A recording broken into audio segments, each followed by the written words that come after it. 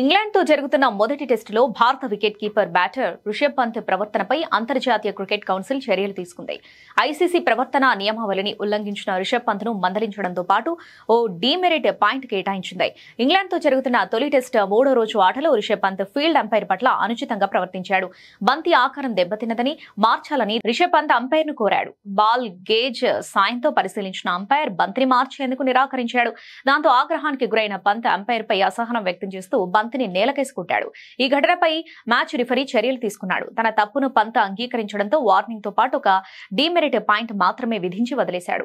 గత రెండేళ్లలో రిషబ్ పంత్కు ఇదే తొలి డీమెరిట్ పాయింట్. 24 నెలల వ్యవధిలో ఇలాంటి డీమెరిట్ పాయింట్లు 4 వస్తే మ్యాచ్లు ఆడకుండా ప్లేయర్ పై నిషేధం విధిస్తారు.